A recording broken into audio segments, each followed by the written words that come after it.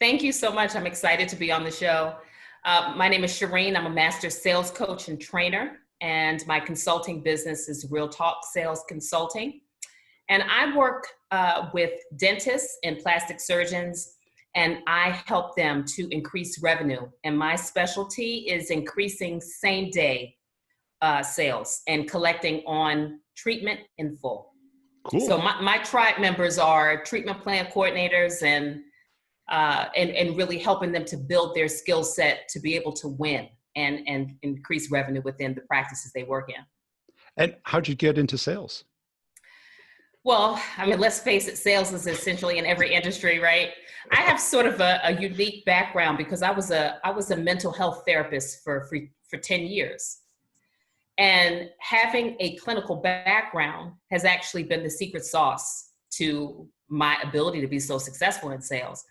And unfortunately, even though it was gratifying work, it wasn't financially gratifying for me. And so I started selling real estate and then started working for a plastic surgeon. I worked at Lifestyle Lift, and then I stumbled upon one of a very well-known national brand implant corporation.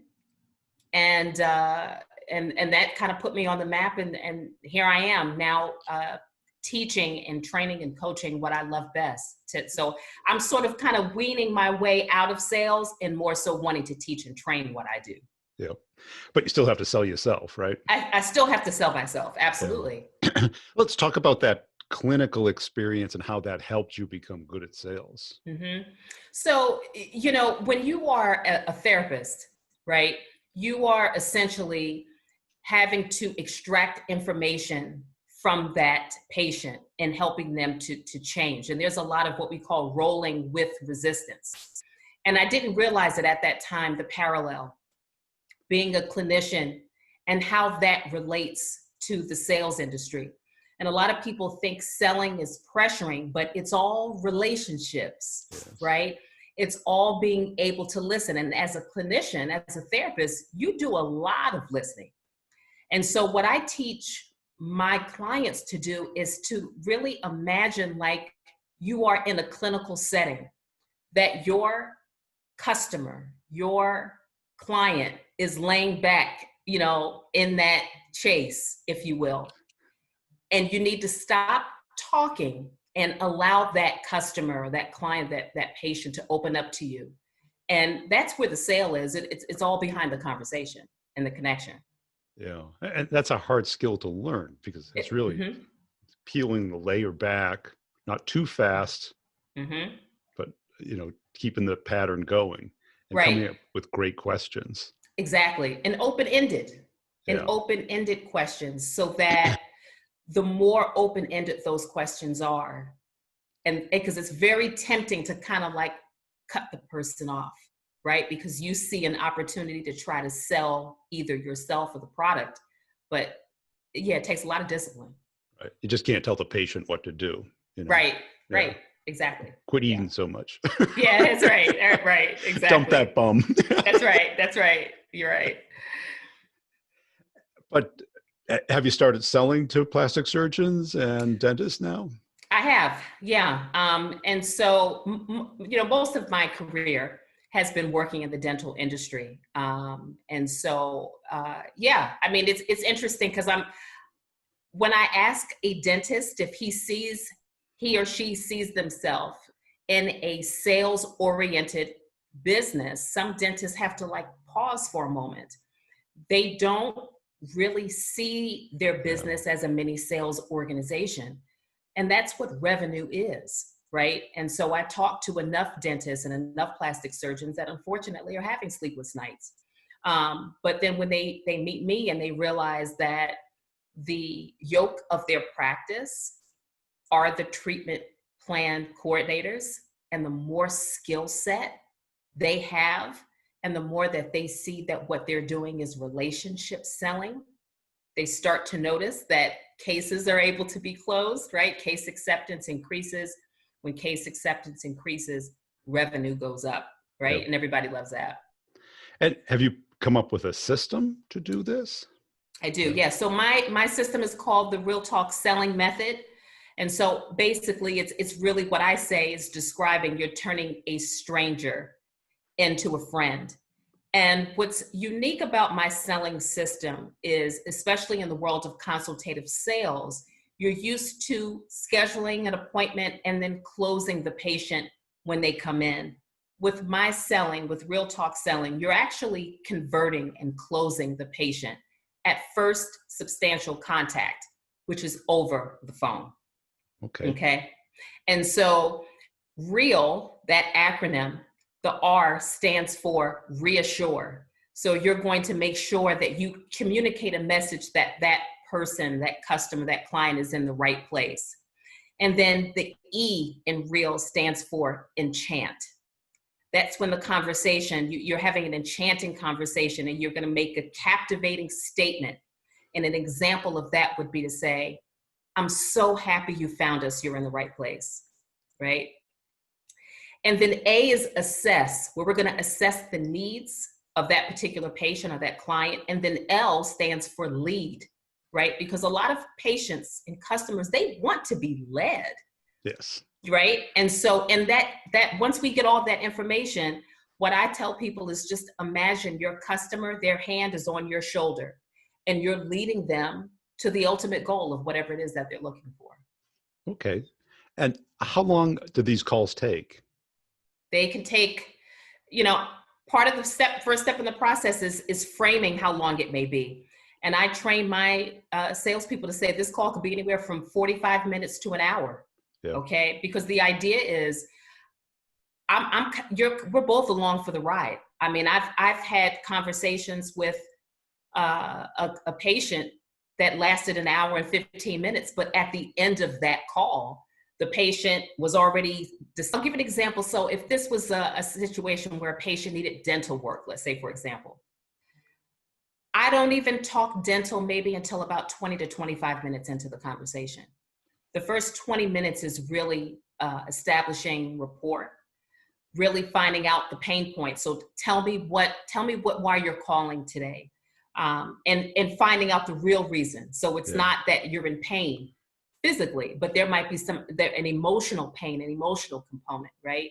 Talk to me a little bit about how long you've been actually thinking about doing this. So this can go back years sometimes, right? And then I'm finding out in the process as we're going through these discovery questions, I'm finding out about their family, I'm finding out about their profession, I'm finding out about their dreams, where they're hoping they could go, so it just unravels, And how do you get them get a little bit more deeper than them just, no, I'm just curious about this thing, just want to learn about it?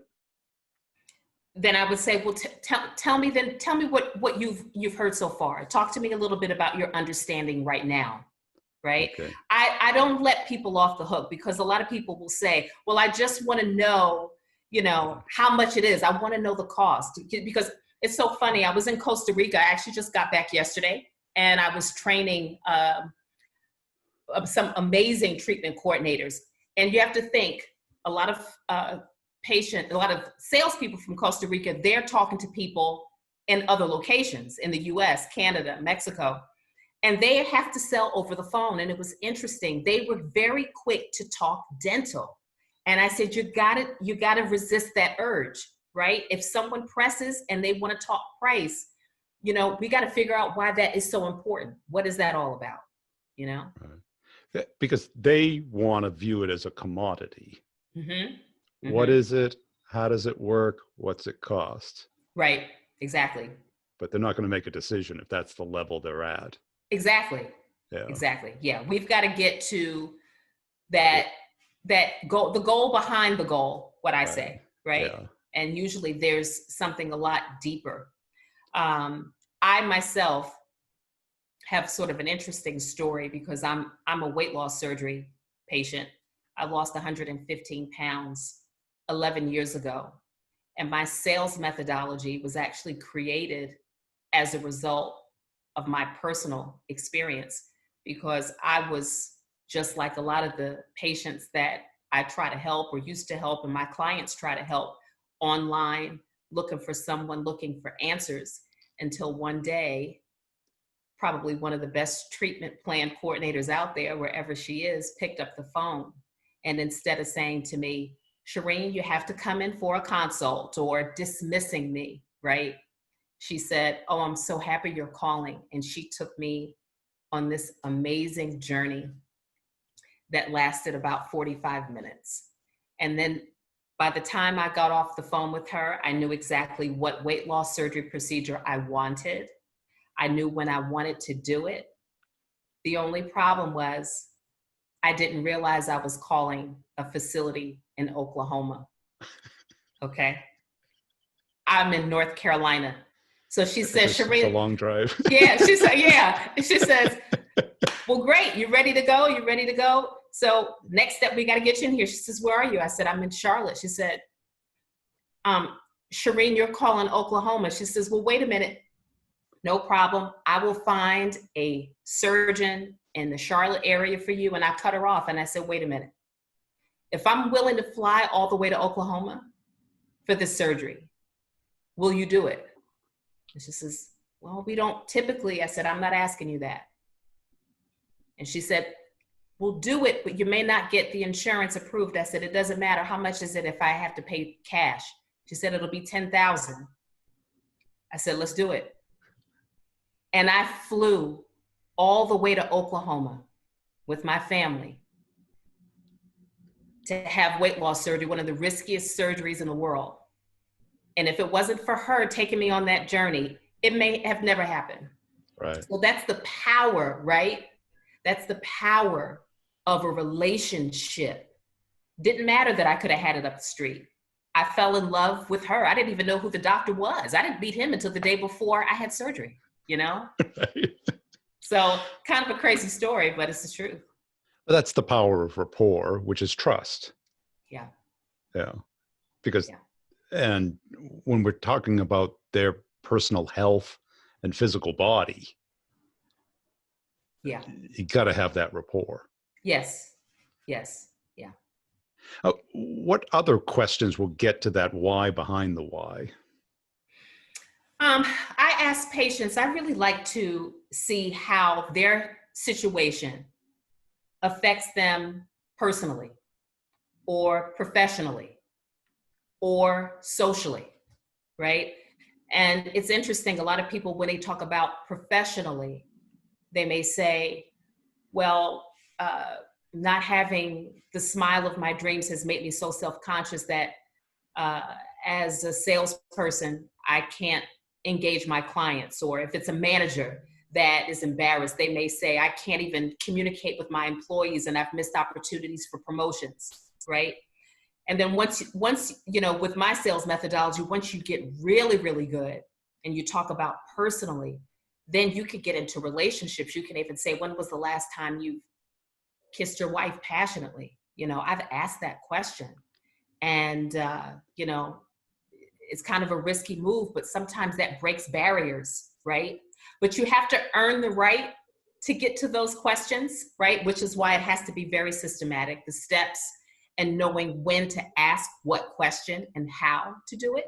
Yeah. Right. You know, and it takes practice. It's not something that you learn in like a day, right? The more you do it, the more you role play. You know, I offer virtual coaching. So I could be coaching a treatment coordinator in California and be sitting here watching consultations in North Carolina. And to see the transformation of how treatment coordinators really improve over time is pretty amazing to me when they really practice themselves on video. And do you encourage them not to move forward to the next stage until they have that rapport, that why behind the why?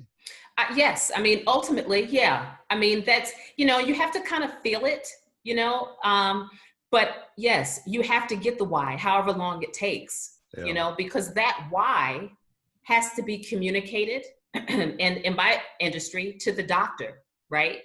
Because the doctor needs to know the why. And if the doctor knows the why, that makes his job, his or her job, easier. That gives a reason and an ability for them to connect with the patient, right? I mean, so yes, you know, I think it's very tempting if you struggle to get it to just say, well, forget it, right? Like, I'm just going to move on. but that's the discipline. Yeah, because it's very easy to fall into the how does it work?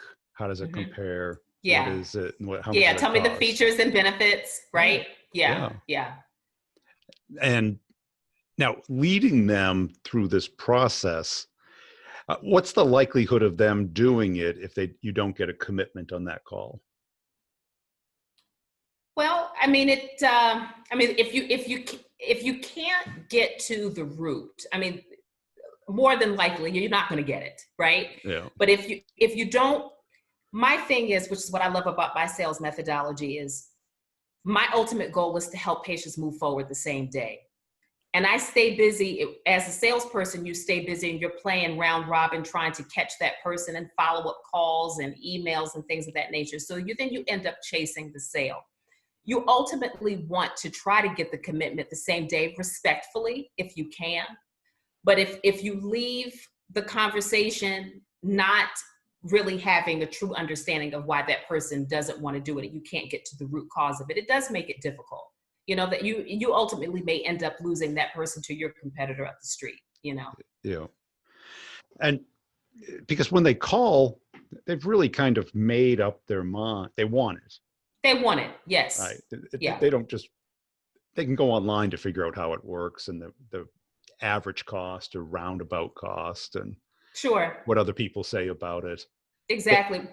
I can hear it. I mean, when I speak to people over the phone, I can hear how much they want it, but I can also hear how badly they're waiting for someone to give them the information. Yeah. Right? It's like, I think as salespeople, sometimes you feel like you're bothering or badgering, but I see it as I'm serving you. I see it as a service, because if people picking up the phone, they want to be served, truly.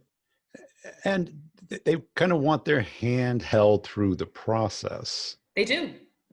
Because, their conscious mind is saying, I want this, but their unconscious mind is saying, it can wait a year. Right. Exactly. Yeah, it is. I mean, yeah, they want it, but yeah, they're kind of looking for a way out. Right. And that's why, as a salesperson, you have to have a really great skill set to be able to know that your job is to serve the patient, to give them what they ultimately need. Yeah. And to not let them off the hook if it's in their best interest to have it and you have it to present it to them. Yeah. And how long have you found this skill set does it take to learn, or is it just something that you just polish and it gets better and better and it requires practice? Listen, I'll tell you, I had some of the best training in the world. I worked for Clear Choice Dental Implant Center. They offer the best training. It took me 8 months to learn the way that I was trained with them, which my methodology is different. Learning is in the world of sales is a lifelong process, yes. Right? It doesn't stop. Even now, working for myself, I'm going to invest in my business and in my skill set to be the best sales coach I can be, because you can always learn. So it's ongoing, right? My sales methodology may take someone, depending upon whether they're foundational or intermediate or mastery, it could take a year or more. Yeah. And do you think you'd find it easier to learn if the existing habits weren't already there? Is it easier to learn if the existing habits aren't already there? It depends on the person. I mean, with my sales methodology, it's really works really great in the consultative sales environment, right? So if I'm training someone who's sort of, business to business, it's going to be a different type of sale, but still the principles can be applied, right? With time and practice. Yeah. You got to get to that emotion, what's behind it. Yeah. And I think we all get stuck in the commodity trap of how it is and how does it work? Yeah. Yeah. Cool. And how do you find selling to dentists?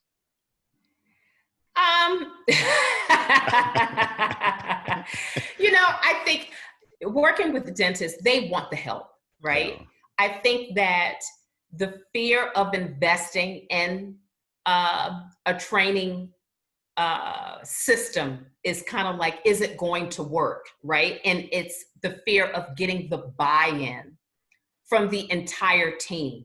Yeah. When I step into a dental office, my system is very different. And it feels different to kind of like think, okay, but it's dentistry, but we're selling, but I don't want to be salesy, but I don't want to offend anyone. But then when they see lives changed as a result of it, and I don't ever ask people to buy from me, and I train my trainees to never ask for the sale. Right. That if it just is this like authentic, like back and forth, that when it comes time for them to make a decision, it should just organically happen. Yeah. And so when dentists see it, then they're like, okay, I'm a believer, right? Plastic surgeons too, because it's medical.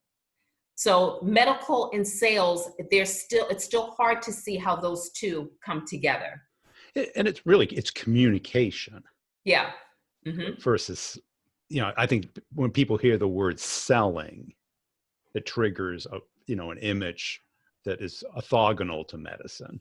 Yes. As opposed to therapy. Yes. But what's therapy? Right, exactly. It's selling someone on a changed behavior that they don't want to change, right? I mean, it's in every business, right? But I think you're right. People hear sales and they have this image of a car salesman and someone who's like pitching, wearing talking. right, and manipulative, right, and trickery, and that's not what it's all about. And would you say that there's science behind this? Do you try and connect it to like neuroscience or psychology or? I think psychology, sure. I haven't gone too deep into it, Yeah. I mean, I certainly, when I went to grad school to get my master's degree in social work, certainly was not thinking about sales in that perspective, right? Never saw myself as a salesperson, right? But when I transitioned from clinical work to sales, it's kind of like, oh my goodness, people are like, Sherrine, your rapport, your ability to connect and talk to people and tap into the mind of, almost like get that buy now impulse. Like clearly it's all intertwined. It's all cognitive behavioral focused. Yes. And I didn't realize that. I'm also certified in emotional intelligence. So that plays a key as well. I mean, it's pretty mind blowing, It is. And not many people, people will read books and listen to podcasts, but it is a skill set. Yeah. Curiosity and interest. Yeah. And, the other minds, that concept from psychology. Yeah. They say, well, I think too, for me, I mean, I kind of get into it. I really enjoy people, right? So it also has to be sort of like an innate interest. Yeah. I enjoy really kind of finding out where people started, where they're from. I sometimes get really wrapped up in hearing their story. And when the person across the table sees that there's a genuine interest, right? There's that trust there as well. People can see through whether someone really genuinely loves what they do, Yeah. And it's that interest that builds rapport. Exactly. That gets them talking about themselves. Right. Exactly. And then you look for that point in their story that's triggering this. Right. Exactly. Yeah. And build off of that to get, that their conscious mind strong enough to make a decision and overcome, the unconscious mind saying, yeah, let's put this on the list. Exactly. But, and it's also not being afraid, because I was talking to one of the young ladies I was training in Costa Rica. And I said, the real benefit of extracting information and finding the goal behind the goal is that you earn the right then when that the thought in the person's mind says, I don't need to do this, you earn the right to challenge them then. And it doesn't feel confrontational. It feels like, listen, we've spent like 45 minutes on the phone, like dreaming together. Like, I'm not going to let you off the hook here because you've already told me it affects you in this way and that way, and you can't do this and you can't do that. And then you can say, like, why would you not? Yeah. Do this. You'd be crazy to not do this, right? And it doesn't feel like the first time you say it, you're like, did I just say that? But then when you can pull it off, you know, it's all right, you know? Yeah. Or ask the question, you know, what's going to happen if you don't do this? Yeah. How are you Yeah. going to feel a month, a week, a year? Yeah. It's not going to get better on its own. That's right. It won't. It's only going to get worse. And it may cost you more if you wait, right? Yeah. You know, so when people use I can't afford it financially, I can't afford to not do this. And it's like, okay, waiting, you really can't afford to not do it. Right. Truly. They wouldn't have called if they couldn't afford it. Yeah. Yeah. Yeah. Because they pretty much know the ballpark.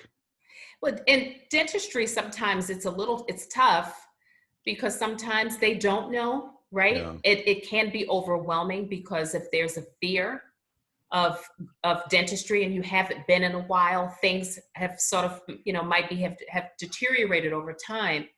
And it can be a little like, wow, I had no idea it was going to cost that. Yeah. But that's where, as a treatment coordinator, you've got to be able to have a really robust financial conversation. And you've got to be able to, like, you know, really do your best to try to figure out where you can help the patient find the funds and empower them to make a decision that's going to change their lives. Yeah. You know, so. Cool. Hey, I really appreciate your time today. Where can Thank you people so go? much.